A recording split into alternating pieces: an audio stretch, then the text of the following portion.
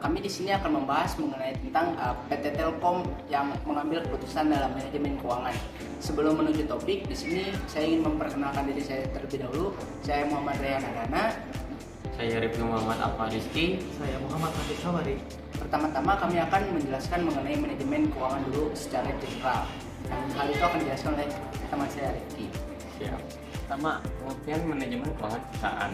Manajemen keuangan perusahaan melibatkan pengelolaan sumber daya finansial secara efisien dan efektif. Tujuannya adalah memaksimalkan nilai perusahaan bagi perusahaan pemegang saham dan meminimalkan risiko.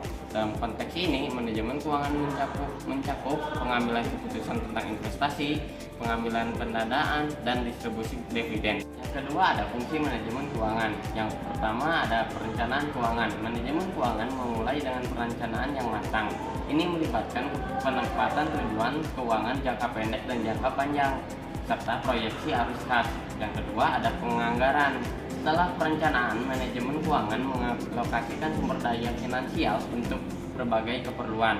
Melalui penganggaran yang baik memastikan efisiensi dan efektivitas penggunaan dana. Yang ketiga ada pengambilan keputusan investasi. Manajemen keuangan mengevaluasi pengambilan keputusan investasi agar resikonya terjaga. Keempat ada pendanaan.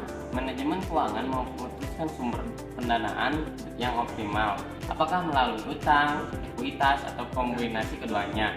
Keputusan ini mempengaruhi struktur modal perusahaan. Dan yang kelima ada manajemen modal kerja. Efisiensi dalam pengelolaan aset lancar dan kewajiban lancar sangat penting. Manajemen modal kerja memastikan likuiditas yang cukup untuk operasional sehari-hari. Yang keenam ada manajemen risiko. Fungsi manajemen risiko ini adalah untuk mengidentifikasi, mengevaluasi, dan pengelolaan risiko finansial menjadi bagian integral dari manajemen keuangan. Hedging, diversifikasi, dan asuransi adalah strategi yang digunakan. Sekian. Halo, di sini saya akan menjelaskan profesi singkat PT Telkom Indonesia. PT Telkom Indonesia adalah badan usaha milik negara yang bergerak di bidang jasa layanan, teknologi informasi dan komunikasi atau TIK, dan jaringan telekomunikasi di Indonesia. Pemegang saham PT Telkom adalah pemerintah Republik Indonesia sebesar 52,09%, sedangkan 47,91% sisanya dikuasai oleh publik. Saham Telkom diperdagangkan di Bursa Efek Indonesia dengan kode TLKM dan New York Stock Exchange dengan kode TLK. Dalam upaya transformasi menjadi digital telecommunication company, Telkom Group mengimplementasikan strategi bisnis dan operasional yang berorientasi kepada pelanggan atau customer oriented. Transformasi tersebut akan membuat organisasi Telkom Group menjadi lebih lean atau ramping dan agile atau lincah dalam beradaptasi dengan perubahan industri telekomunikasi yang berlangsung sangat cepat. Organisasi yang baru juga diharapkan dapat meningkatkan efisiensi dan efektivitas serta menciptakan customer experience yang berkualitas. Kegiatan usaha Telkom Group bertumbuh dan berubah seiring dengan perkembangan teknologi, informasi, dan digitalisasi, namun masih dalam koridor industri telekomunikasi dan informasi. Hal ini terlihat dari lini bisnis yang terus berkembang, melengkapi legacy yang sudah ada sebelumnya. Telkom mulai saat ini membagi bisnis menjadi 3 bisnis digital business domain. Yang pertama ada digital connectivity, fiber to the X, software defined networking, dan network function virtualization. Yang kedua ada digital platform seperti data center, cloud, internet of things, dan big data atau artificial intelligence dan lainnya. Dan yang ketiga ada digital services seperti enterprise dan consumer. Purpose, visi, dan misi PT Telkom untuk menjadi andalan industri digital, mendukung digitalisasi nasional, dan untuk menginternalisasi agenda transformasi, maka Telkom telah mengajarkan kembali purpose, visi, dan misinya. Purpose, mewujudkan bangsa yang lebih sejahtera dan berdaya saing, serta memberikan nilai tambah terbaik bagi para pemangku kepentingan atau stakeholder. Visi, menjadi digital Telkom pilihan utama yang memajukan masyarakat. Dan terakhir misinya, mempercepat pembangunan infrastruktur dan platform digital cerdas yang berkelanjutan, ekonomis, dan dapat diakses oleh seluruh masyarakat. Mengembangkan tenaga digital unggulan yang membantu mendorong kemampuan digital dan tingkat adopsi digital bangsa, mengorkestrasi ekosistem digital untuk memberikan pengalaman digital pelanggan terbaik. Sekian. Halo, sekarang di sini bersama saya Rayhan. Di sini saya akan menjelaskan langsung kasus nyata yang dilakukan oleh PT Telkom mengenai manajemen keuangan.